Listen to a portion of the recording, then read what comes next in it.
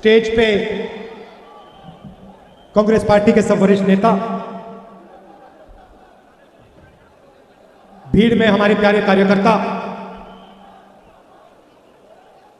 शेर और शेरनियां,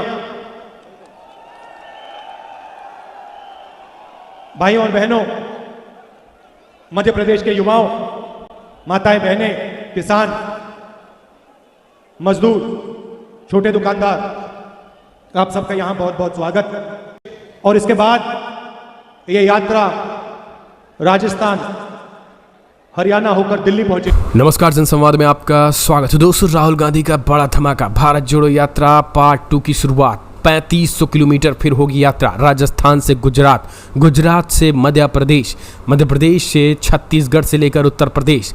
इस बार उन बेल्टों में मचेंगी तबाही जहां से होने वाले हैं 3-4 राज्यों के चुनाव। उत्तर प्रदेश में भी खिसकाएंगे योगी की जमीन। अखिलेश यादव से लेकर के आरएलडी चीफ जैन चौधरी होंगे राहुल गांधी के साथ। बन गई है पूरी रणनीति। मल्लिकार्जुन खड़गे जल्द करने जा रहे हैं ऐलान। कांग्रेस नेता राहुल गांधी भारत जोड़ो यात्रा का दूसरा पार्ट जल्द शुरू करेंगे। खास बात यह है कि इस बार भी राजस्थान यात्रा से होकर ही निकलेगी। यात्रा का रूट दक्षिणी जिलों से निकलने की तैयारियां चल रही है। चुनावी माहौल को देखते हुए राहुल गांधी आदिवासी वोटर्स को साधने का प्रयास कर रहे हैं। उन्होंने दौरे में राजस्थान की 10 लोकसभा और 60 के करीब विधानसभा क्षेत्रों पर फोकस करते हुए फाइनल किया जाएगा। यात्रा 15 अगस्त 2 अक्टूबर से शुरू होने की संभावना है। पूरी यात्रा का रूट करीब 3400 से 3600 किलोमीटर लंबा होगा। राजस्थान में ये कम से कम 3 से 4 जिलों के करीब 300 किलोमीटर की एरिया कवर करेगी। कांग्रेस के राष्ट्रीय प्रवक्ता पवन खेड़ा ने भास्कर को बताया है कि यात्रा के फाइनल रूट पर जल्द ही ऑल इंडिया कांग्रेस कमेटी के स्तर पर दिल्ली से यात्रा का पूरा ब्यौरा जारी किया जाएगा। भारत जोड़ो यात्रा की तैयारियों को राष्ट्रीय अध्यक्ष मल्लिकार्जुन खड़गे अंतिम रूप दे रहे हैं। तिथि कौन सी होगी, इस पर अंतिम निर्णय खड़गे भी लेंगे। यात्रा गुजरात के पोरबंदर से शुरू होकर अहमदाबाद पहुंचेगी। अहमदाबाद के बाद क्या रूट होगा, इसकी 3 संभावनाओं पर विचार चल रहा है। यात्रा को वहां से राजस्थान और फिर मध्य प्रदेश में किस तरीके से प्रवेश करवाया जाएगा। पिछली बार दक्षिणी से उत्तर, केरला से कश्मीर की यात्रा भी राजस्थान शामिल था। तब यात्रा झालावाड़ में प्रवेश कर अलवर के रास्ते हरियाणा में चली गई थी। इस बार राजस्थान के दक्षिणी जिलों के रूट मैप पे शामिल किया जा सकता है। इनमें दक्षिणी राजस्थान के सिरोही, उदयपुर, डूंगरपुर, बांसवाड़ा और दक्षिणी पूर्वी राजस्थान के चित्तौड़गढ़, प्रतापगढ़, झालवाड़ा, बारां आदि को शामिल किए जाने की ज़्यादा संभावना है। जानकारी के मुताबिक 3 संभावित रूट बनाए जा रहे हैं और ये क्या होंगे ये समझिए। पहला संभावित रूट अहमदाबाद के बाद यात्रा उदयपुर, चित्तौड़गढ़, कोटा, झालवाड़ होते हुए मध्य प्रदेश में प्रवेश करेगी और फिर राजस्थान, फिर छत्तीसगढ़ जाएगी और इन 3 राज्यों में विधानसभा के चुनाव दिसंबर से संभावित हैं। छत्तीसगढ़ से यात्रा पूर्वी उत्तर प्रदेश, बिहार, बंगाल, असम होते हुए अरुणाचल प्रदेश तक जाएगी। दूसरी संभावित रूट है, इस यात्रा में अहमदाबाद से गोधरा, दाहोद के रास्ते राजस्थान में एंट्री करेगी और बांसवाड़ा, प्रतापगढ़, चित्तौड़गढ़ होते हुए मध्य प्रदेश के नीमच, मंदसौर के माध्यम से प्रवेश करेगी। फिर मध्य प्रदेश, इंदौर या भोपाल में किसी एक शहर को छूकर छत्तीसगढ़ की तरफ बढ़ेगी। छत्तीसगढ़ से यात्रा पूर्वी उत्तर प्रदेश, बिहार, बंगाल, असम होते हुए अरुणाचल प्रदेश तक जाएगी। तीसरा संभावित रूट पोरबंदर के सीधे माउंट आबू, सिरोही जिले से प्रवेश कर उदयपुर, डूंगरपुर, बांसवाड़ा के इलाके होते हुए रतलाम, मध्य प्रदेश में यात्रा प्रवेश कर सकती है। राष्ट्रीय प्रवक्ता पवन खेड़ा की माने तो इस बार यात्रा छोटी होगी, इसीलिए तीनों में से जिस भी सबसे छोटे रूट के माध्यम से राजस्थान को शामिल करना संभव होगा वो अपनाया जाएगा। राहुल गांधी ने अपनी पिछली यात्रा में भी आदिवासियों और पिछड़ों की समस्याओं और राजनीतिक आकांक्षाओं पर बहुत बात की थी।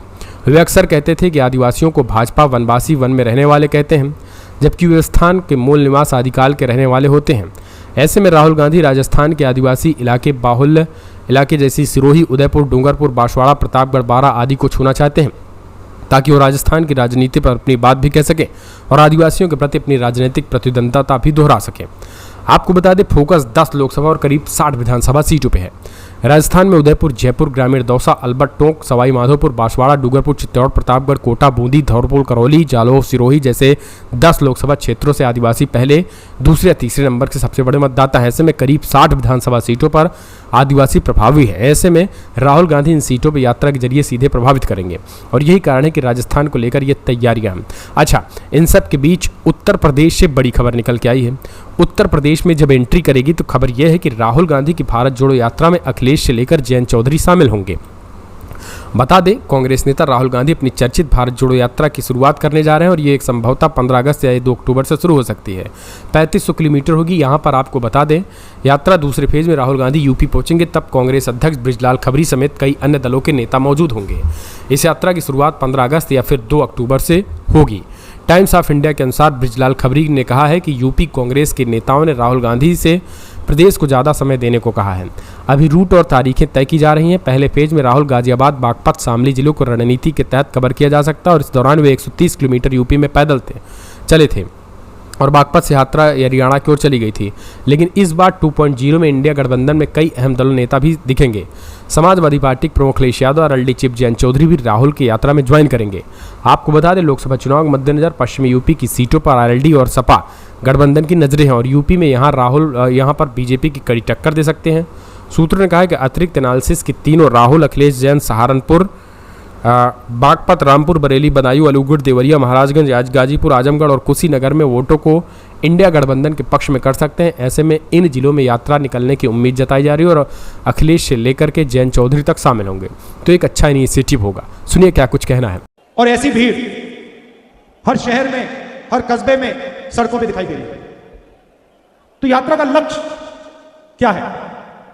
हमने यात्रा शुरू क्यों की? बीजेपी के लोगों ने कहा क्या टूटा है? देखिए, सड़क पे मैं लाखों लोगों से मिला हूं। हजार क्या हजारों कहना चाहता था, मगर नहीं, हजारों से नहीं, लाखों लोगों से मैं मिला हूं। किसानों से, मजदूरों से, बच्चों से, सबसे। आप किसानों से बात करो, सीधा आपको 3-4 चीजें कहते हैं। यूरिया नहीं मिलता, डीएपी नहीं मिलता, जब मिलता है बहुत महंगा हो गया है। हम बीमा का पैसा भरते हैं, तूफान आता है, आंधी आती है, नुकसान हो जाता है, खेत बर्बाद हो जाता है।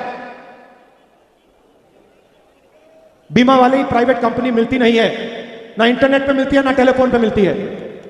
सही दाम नहीं मिलता, हमारा कर्जा माफ कभी नहीं होता। और पूछते हैं किसान पूछते हैं, राहुल जी हमें आप एक बात समझाइए, हिंदुस्तान के सबसे बड़े अरबपतियों का कर्जा माफ हो जाता है, बैंक के सामने लाल कालीन लग जाता है, और हमारा 50,000 रुपए का लोन, 1 लाख रुपए का लोन माफ नहीं होता। क्यों? हमने क्या गलती की? हमने क्या कमी है? ये हजारों किसानों ने मुझसे पूछा। दूसरी तरफ आप युवाओं से बात करो, कहेंगे इंजीनियरिंग की, माता पिता ने पूरा का पूरा पैसा जो था उनके पास शिक्षा में डाल दी, प्राइवेट कॉलेज, प्राइवेट यूनिवर्सिटी में पैसा डाला, इंजीनियर बनने का सपना था, पास हुए, पता लगा हिंदुस्तान में इंजीनियर नहीं बनता है। इंजीनियर जाके सड़कों पर मजदूरी करता है।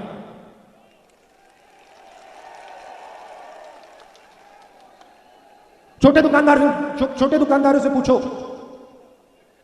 कहते हैं राहुल जी नोटबंदी ने, जीएसटी ने हमारे बिजनेस को, धंधे को खत्म कर दिया है। 2 दिन पहले छोटे व्यापारी आए, कहते हैं राहुल जी रास्ता साफ किया जा रहा है, रास्ता साफ किया जा रहा है। मैंने पूछा किसके लिए, कौन सा रास्ता साफ किया जा रहा है? कहते हैं हिंदुस्तान के सबसे बड़े अरबपतियों के लिए रास्ता साफ किया जा रहा है, हमें उठा के परे किया जा रहा है।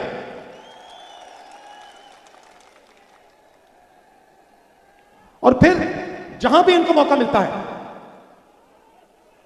एक भाई को दूसरे भाई से लड़ाते हैं, एक जात को दूसरे जात से लड़ाते हैं, एक धर्म को दूसरे धर्म से लड़ाते हैं, स्टेट को लड़ा देते हैं। मैं आपसे पूछना चाहता हूं, परिवार में लड़ाई होती है, भाई भाई के बीच में लड़ाई होती है, तो परिवार का फायदा होता है या नुकसान? तो अगर परिवार का नुकसान होता है जब भाई भाई की लड़ाई होती है, तो फिर देश में जब भाई भाई की लड़ाई होती है, तो फिर देश का क्या होगा, फायदा या नुकसान? एक तरफ कहते हैं हम नेशनलिस्ट हैं, हम देशभक्त हैं, और दूसरी तरफ नफरत फैलाते हैं, भाई से भाई की लड़ाई कराते हैं। और जो हमारी देश की रीढ़ की हड्डी है, जो रोजगार देती है, किसान, छोटे व्यापारी, स्मॉल मीडियम बिजनेस चलाने वाले, उनको खत्म कर देते हैं, रीढ़ की हड्डी को तोड़ देते हैं। मध्य प्रदेश में युवाओं को रोजगार नहीं मिल सकता। कुछ भी कर लो, कुछ भी कर लो आप, मध्य प्रदेश के युवाओं को, बाकी हिंदुस्तान के युवाओं को रोजगार नहीं मिल सकता। क्यों? क्योंकि सारे के सारे रास्ते बंद कर दिए। देखिए, ये जो इनके 2-3 उद्योगपति मित्र हैं, आपने नाम नहीं कहा, ये इनके जो 2-3 लोग हैं, मित्र हैं, ये हिंदुस्तान को रोजगार नहीं दे सकते हैं, इनकी बस की नहीं है। हिंदुस्तान को रोजगार छोटे दुकानदार, किसान, स्मॉल और मीडियम बिजनेस चलाने वाले लोग, लाखों लाखों बिजनेसेस देते हैं। इन सबको खत्म कर दिया, बंद कर दिया। सबसे बड़ा रास्ता बंद कर दिया। दूसरा रास्ता public sector, railway, BHEL, HAL, ये रास्ता था। सारी की सारी पब्लिक सेक्टर की कंपनियों को ये बेच रहे हैं, उन्हीं 2-3 लोगों के हवाले कर रहे हैं, वो भी रास्ता बंद।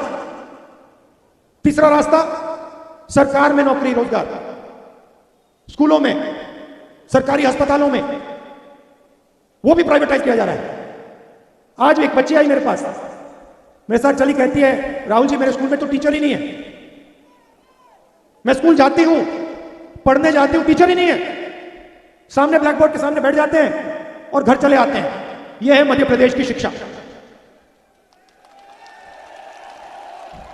अच्छा, बहुत लोगों से मिला हूं। एक पंडित जी आए, सुनिए, सबसे मजेदार बात आपको बताता हूं। नहीं सर, ठहरिए, सुनिए सुनिए, सबसे मजेदार बात। पंडित जी आते मेरे पास और बहुत गहरा सवाल किया उन्होंने मुझसे। पहले समझाया, कहते हैं राहुल जी, जो भगवान राम थे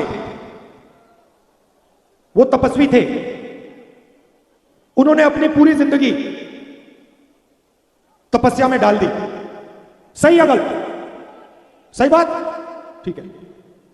फिर उन्होंने कहा गांधी जी हे राम कहते थे। गांधी जी का नारा था हे राम। हे राम का मतलब क्या बताइए? जब गांधी जी कहते थे हे राम, उसका मतलब क्या था? चुप हो गए? नहीं, हे राम का मतलब राम एक जीने का तरीका थे, एक जीने के तरीका था। राम सिर्फ एक, भगवान राम सिर्फ एक व्यक्ति नहीं थे, एक जिंदगी जीने का तरीका था। प्यार, भाईचारा, इज्जत, तपस्या, उन्होंने पूरी दुनिया को दिखाया, जीने का तरीका दिखाया। और गांधी जी जब हे राम कहते थे, उनका मतलब था जो भगवान राम है वो भावना हमारे दिल में है और उसी भावना को लेकर हमें जिंदगी जीनी है। यह है हे राम। दूसरा नारा फिर उन्होंने कहा, देखिए, एक नारा हे राम, सुनो सुनो, डिस्टर्ब मत करो। एक नारा हे राम मतलब जिस प्रकार से भगवान राम ने अपनी जिंदगी जी, जो उन्होंने तपस्या किया, जो उन्होंने समाज के लिए काम किया, जो उन्होंने प्यार फैलाया, भाईचारा फैलाया, वैसे ही अपनी जिंदगी जीना। दूसरा नारा जय सिया राम, जय सिया राम। अब जय सिया राम का मतलब क्या है? यह पंडित जी ने मुझे बताया, सीखा हूं मैं, यात्रा में बहुत कुछ सीखा हूं। जय सिया राम का मतलब क्या है? दिग्विजय जी ताली बजा रहे हैं। जय सिया राम का मतलब जय सीता, जय राम। मतलब क्या? कि सीता और राम एक ही हैं। सीता और राम एक ही हैं, इसलिए नारा है जय सिया राम या जय सीताराम।